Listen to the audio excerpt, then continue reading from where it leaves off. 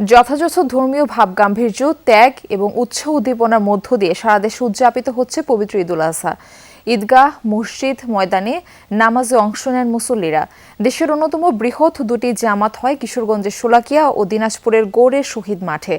নামাজ শেষে মুসল্লিরা আল্লাহর সন্তুষ্টি লাভের আশায় পশু কোরবানি দেন।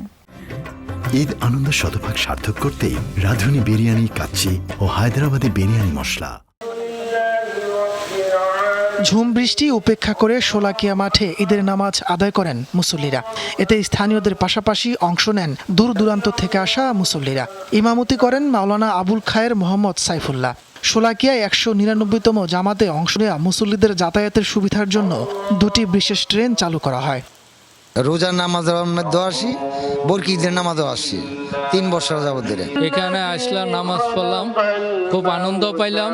বিপুল সংখ্যক মুসল্লিদের অংশগ্রহণে দিনাজপুর গৌড়ের শহীদ ময়দানে ঈদের নামাজ অনুষ্ঠিত হয়। সকাল 8:30টায় শুরু হয় জামাত। নামাজ পড়ান মাওলানা মতিউর রহমান। নামাজ শেষে মুসলিম উম্মার শান্তির কামনায় দোয়া ও মোনাজাত করা হয়। এখানে খুব ইচ্ছা ছিল একটা ঈদ করার, অনেক লাখ লাখ মানুষের সাথে ঈদ করা। তো এই ঈদ করে অনেক আনন্দিত, অনেক ভালো লাগছে। ছোট্টবেলা থেকে বাবার হাত ধরে এই দিনাজপুরের ঐতিহাসিক গৌড়ের শহীদ বড় ময়দানে আসতাম। এখনো আসছি, বাবা নাই, তারপরও ভাইরা আমরা সবাই আসি।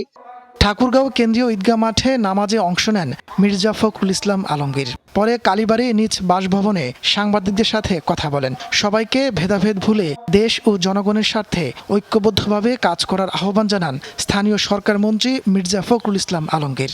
আজকের এই দিনে বাংলাদেশের মানুষের কাছে আমাদের আবেদন যে আসুন আমরা সবাই ভেদাভেদ ভুলে গিয়ে দেশের স্বার্থে, মুসলমানদের স্বার্থে, জনগণের স্বার্থে আমরা ঐক্যবদ্ধ হই। বন্দরনগরী চট্টগ্রামে ঈদের প্রধান জামাত অনুষ্ঠিত হয় জমিয়তুল ফালা ময়দানে সকাল 7:30টায়। অংশ নেন নানা শ্রেণী পেশার মানুষ। বয়স্কদের পাশাপাশি শিশুদের উপস্থিতিও ছিল চোখে পড়ার মতো। নামাজ শেষে শুভেচ্ছা বিনিময় করেন তারা। এই ঈদ ত্যাগের ঈদ।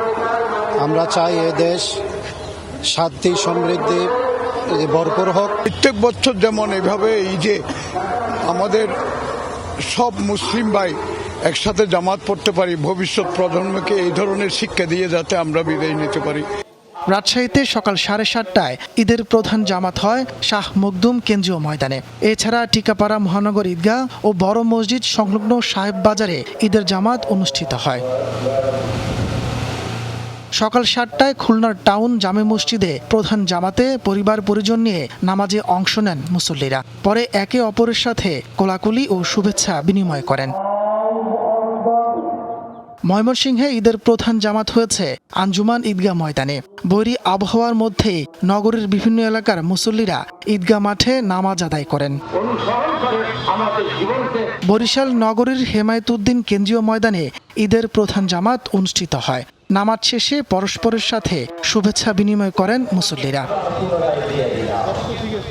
রংপুর কেন্দ্রীয় ঈদগাহ ময়দানে প্রথম জামাত অনুষ্ঠিত হয়। স্থানীয় সংসদ সদস্যের পাশাপাশি জেলা প্রশাসন সহ বিভিন্ন সংগঠনের নেতাকর্মীরা ঈদের নামাজ আদায় করেন। এদিকে রংপুর, লালমনিরহাট, কুড়িগ্রাম, নীলফামারী ও গাইবান্ধার ঈদের জামাতে তিস্তা মহাপরিকল্পনা বাস্তবায়নে আল্লাহর রহমত কামনা করে বিশেষ দোয়া করা হয়। এছাড়া কুমিল্লা, কক্সবাজার, নাটোর সহ দেশের অন্যান্য স্থানেও ঈদ উদযাপিত হচ্ছে। আল্লাহর সন্তুষ্টি লাভের উদ্দেশ্যে পশু কুরবানি দিচ্ছেন মুসল্লিরা। তাপস সরকার, যমুনা নিউজ।